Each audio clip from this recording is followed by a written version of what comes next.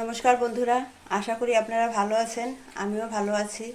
তো আজকে আমি একটা নতুন রেসিপি নিয়ে এসেছি আপনাদের সামনে, বাটা মাছের ঝাল। তো কিভাবে বানাবো বাটা মাছের ঝালটা আপনারা দেখুন। লবণ হলুদ দিয়ে আমি ভালো করে মাছটা মাখিয়ে ভেজে নেব।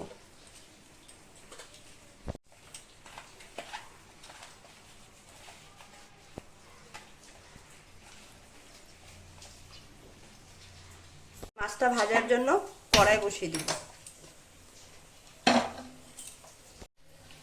সরষের তেল দিয়ে দিব। তো তেলটা গরম হয়ে গেছে, আমি মাছটা ভেজে নেব।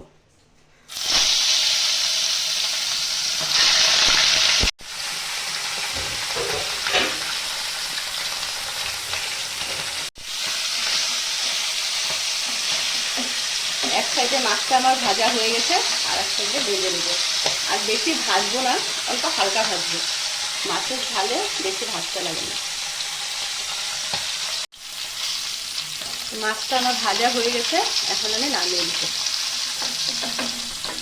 এইভাবে আমি আরও কটা মাছ আছে সব এরকমভাবে ভেজে নেব।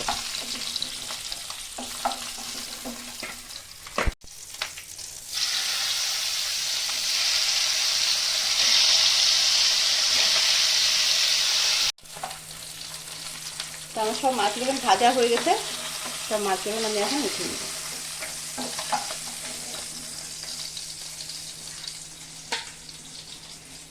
মাছের ঝালের জন্য মশলা আমি কী কী নিয়েছি দেখুন।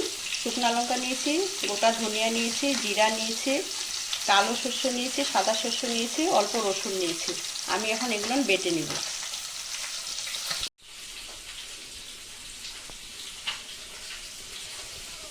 শুকনো লঙ্কা আর জিরাটা আর ধনিয়াটা আমি একসাথে বেটে নেব।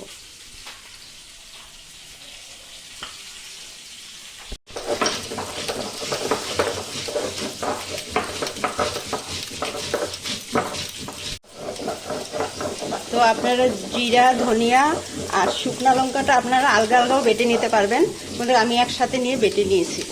তো আমার মাছটা আমি আধা কিলো নিয়েছি, তো মশলা অল্পই লাগবে, সেজন্য আমি একসাথেই করে বেটে নিয়েছি। আপনারা যদি বেশি করে মাছ বানান তখন আলাদা আলাদা করে মশলা করে নেবেন।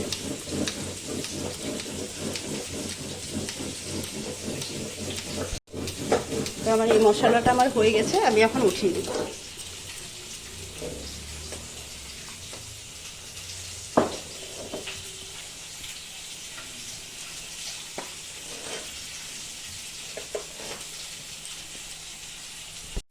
সাদা সরষা কালো সরষাটা একসাথে বেটে নেব।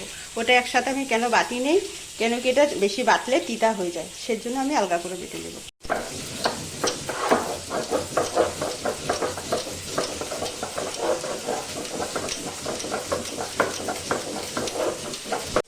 সরষাটা আমার বাটা হয়ে গেছে, এখন আমি উঠিয়ে নেব।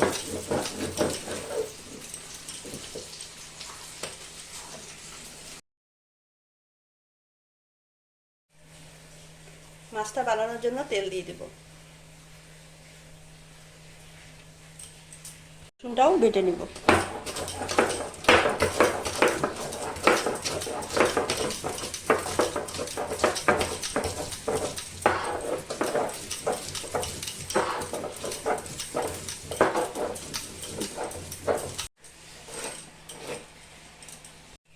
ফোড়নের জন্য আমি পাঁচফোড়ন দিয়ে দিব।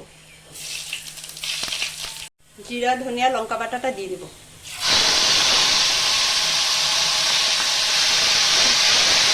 দিয়ে দিব।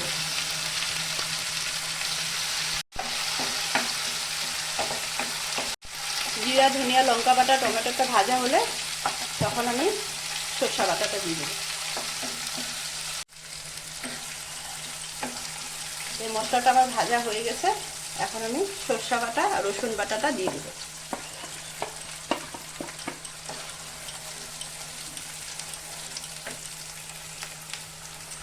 মশলা ধোয়ার জল অল্প দিয়ে দেব, দিয়ে আমি কম আগুনে অল্প ভেজে নেব।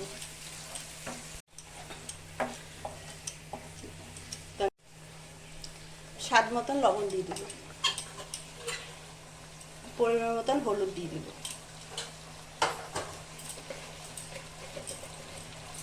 রঙের জন্য কাশ্মীরি লঙ্কার গুঁড়া দিয়ে দেব। এখন আমি গ্যাসটা কম করে অল্প ভেজে নেব, কেন কি সর্ষে আছে তো বেশি ভাজবো না। সব মশলাগুলো আমার ভাজা হয়ে গেছে, এখন আমি জল দিয়ে দিব। বেশি জল দিব না, মাছের ঝাল তো সেজন্য অল্প জল দিব।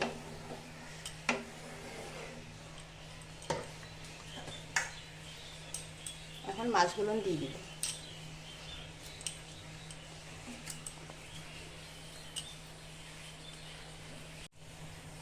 আমি গ্যাসটা কম করে আমি 10 মিনিট ঢেকে দেব।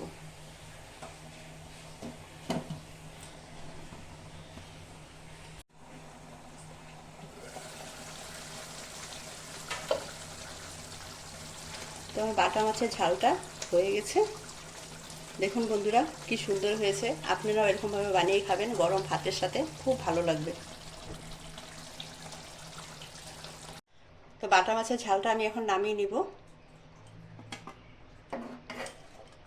তো বাটা মাছের ঝালটা আপনাদের কীরকম লেগেছে আপনারা কমেন্ট করে জানাবেন, আর আমার চ্যানেলটা সাবস্ক্রাইব করবেন।